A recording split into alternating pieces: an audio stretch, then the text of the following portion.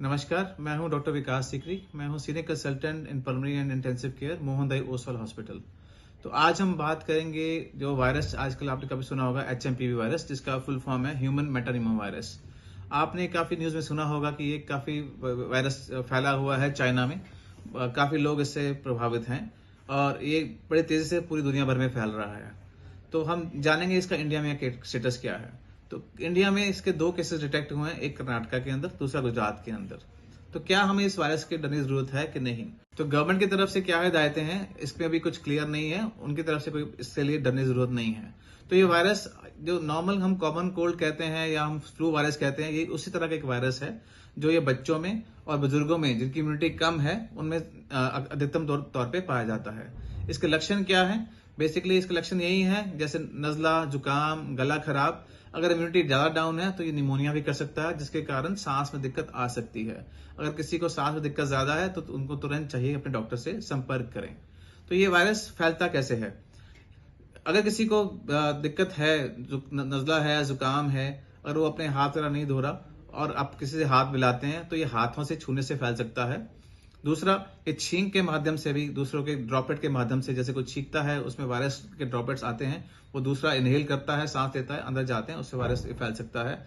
तीसरा माध्यम है, मान लीजिए किसी को कोई बीमार है, वो आंख हाथ लगा रहा है या गले में हाथ लगा रहा है, मुंह पे हाथ लगा रहा है और उसी हाथ से वो डोर नॉब यूज कर रहा है, कुछ और यूज कर रहा है, उसी पे कोई और टच कर रहा है उसको, तो उस माध्यम से भी ये फैल सकता है। ये वायरस बिल्कुल भी घातक नहीं है। नजला जुकाम हो सकता है, आम जैसे नजला जुकाम होता है वैसा ही होता है। कुछ लोगों में जिसकी इम्यूनिटी बहुत ज्यादा है, उनमें ही गले से या सांस की नली के से नीचे जाके निमोनिया भी कर सकता है, जिनमें ये वायरस घातक हो सकता है।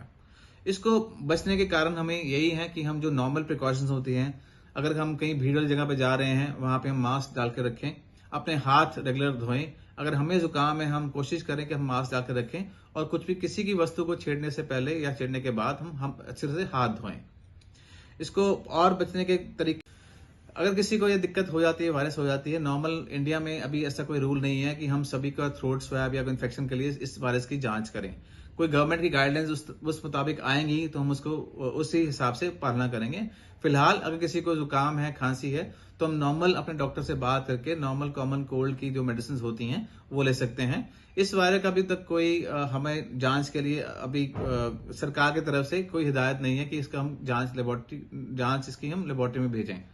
तो फिलहाल इसका जो ट्रीटमेंट का जो सूत्र है वही है कि आप जो भी अपने डॉक्टर से बात करके नॉर्मल जुकाम की मेडिसिन वगैरह हैं वो टाइम पे लें, ताकि बीमारी है जो ये है वायरस है आगे ना फैले। तो हमारा जो हॉस्पिटल है, मोहनदाई ओसवाल हॉस्पिटल, हमारे हॉस्पिटल में इस वायरस को ट्रीट करने के लिए सभी सुविधाएं उपलब्ध हैं। जो भी कॉमन कोल्ड किसी को है, अगर वायरस है, निमोनिया की दिक्कत है, तो हमारे पास हॉस्पिटल में, मोहनदाई ओसवाल में, सभी सुविधाएं, सांस की मशीन वगैरह उपलब्ध हैं। अगर किसी को दिक्कत हो तो कोई भी इमरजेंसी में हमें संपर्क कर सकता है।